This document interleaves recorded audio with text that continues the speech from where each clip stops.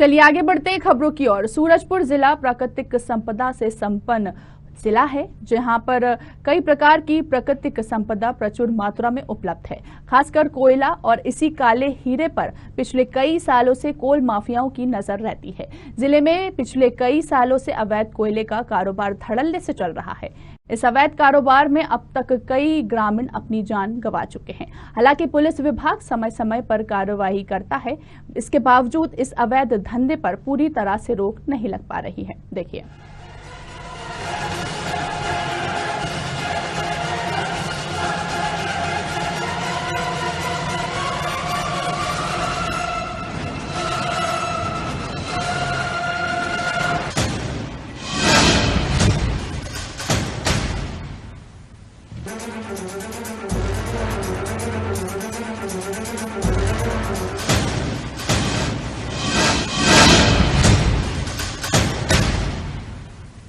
काला हीरा सामान्य इसी नाम से जानते हैं कोयले को।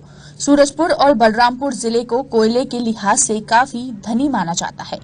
जिले में राजापुर, सालही, आमगांव, विश्रामपुर, मानी, भटगांव, बरपारा, चंदरपुर, दुप्ती, चेरा, लक्ष्मीपुर, महानदो जैसे ना जाने कितने अवैध ठिकाने अभी भी कोल माफियाओं का ठिकाना बना हुआ है।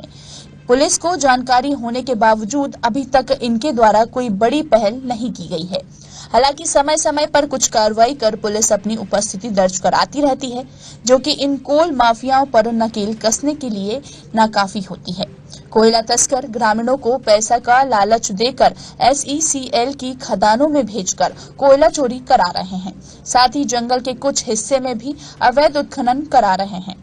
इस एवज में ग्रामीणों को कुछ पैसा देकर इस कोयले को छत्तीसगढ़ और उत्तर प्रदेश के बाजारों में महंगी कीमतों पर बेच रहे हैं, जिसके कारण सरकार को करोड़ों का नुकसान हो रहा है। साथ ही इस अवैध कारोबार में ग्रामीणों को भी जान का खतरा बना रहता है। लेकिन ग्रामीण पैसे के लालच में और आसपास की ईंट भट्टों में कोयला सप्लाई करने के नाम से और ज़्यादा से ज़्यादा मुनाफा कमाने के चक्कर में वहाँ पर अवैध रूप से सुरंग में घुस करके और कोयला निकाल करके मार्केट में बेचने का काम कर रहे हैं। और आए दिन ऐसी घटना हो रही है। साल में 1-2 बार ऐसी घटना हो ही जाती है जहाँ पर किलो दब के मर जाते हैं। बहुत जगह शासन प्रशासन भी फेल हो जा रहा है। इसके लिए ज़रूरत है कि जो आसपास में अवैध रूप से जो ईंट भट्टे संचालित है छोटे छोटे, उनको शासन प्रशासन कार्रवाई करके बंद कराए, क्योंकि उन्हीं के संरक्षण में ये कोयला चोरी का काम चल रहा है। इसमें कहीं ना कहीं अगर देखा जाए तो जिनको सुरक्षा का जवाबदारी जिम्मेदारी मिला हुआ है वो लोगों की नाकामी है।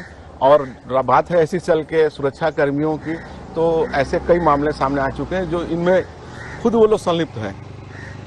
जहाँ पर मान लीजिए ये तो कोयला खदान बंद है, जहाँ पर ये लोग घुस करके चोरी कर ले रहे हैं। लेकिन आप अगर जाएंगे तो देखेंगे खदान में जहाँ सुरक्षा खदान चालू है, सुरक्षा के चाक चौबंद करने की बात करती है SECL, वहाँ पर भी इनके जो गार्ड हैं वो उन कोयला चोरों से ग्रामीणों से मिली भगत करके खदान से कोयला चोरी करा रहे हैं। ऐसे आपको कई खदान के मैं दृश्य दिखा दूंगा। खुद यूनियन से हैं, कोयला खदानों में काम करते हैं, क्या लगता है क्या वजह, क्यों नहीं कोयला चोरी रुक पा रहा है?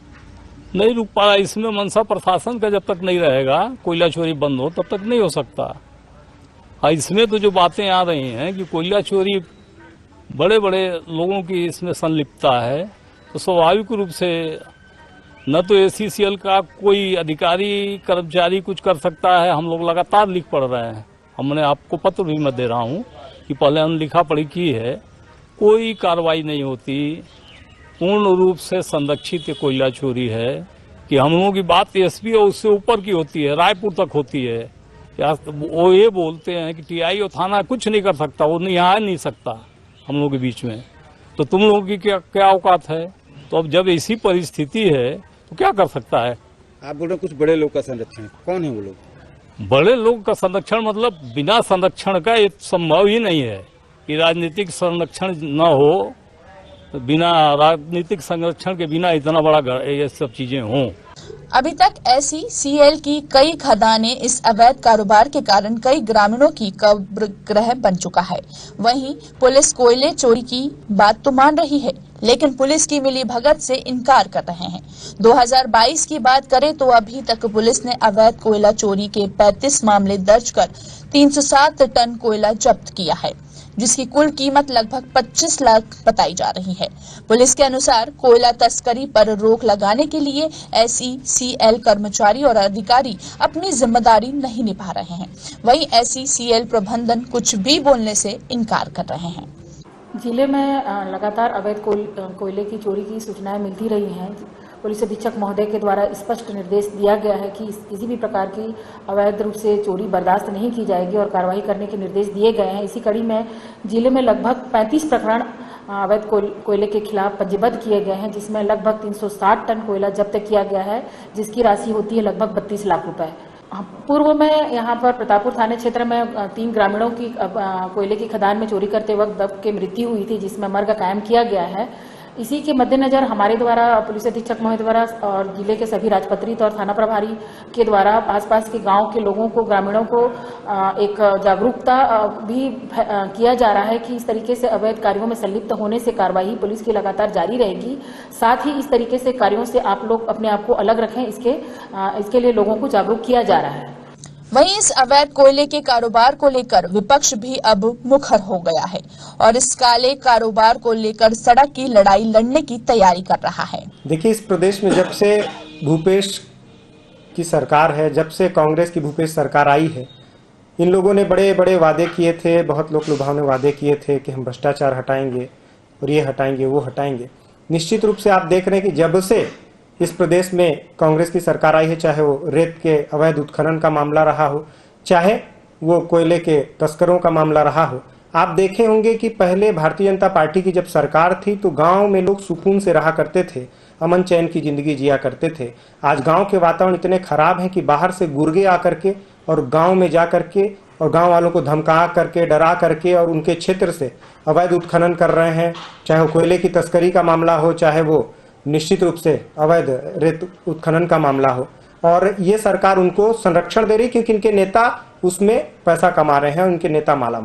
कोयले के इस काले कारोबार से जहां एक और सरकार को करोड़ों रुपए का चूना लगाया जा रहा है, वहीं कुछ पैसों की लालच में ग्रामीणों को बहला फुसलाकर मौत की खदान में भेजा जा रहा है। यदि समय रहते इस अवैध कारोबार पर अंकुश नहीं लगाया गया तो आगे भी ग्रामीण हादसे का शिकार होते रहेंगे। वहीं इस पूरे मामले में SECL की चुप्पी भी कई सवाल खड़े करते हैं। जाहिर है इस काले कारोबार में ज्यादा पैसे होने के कारण गैंगवार की आशंका को भी बल मिलेगा, जो कि बाद में सरकार और पुलिस के लिए एक बड़ा सिरदर्द साबित हो सकते हैं। साधना न्यूज के लिए सूरजपुर से एजाज अहमद की रिपोर्ट।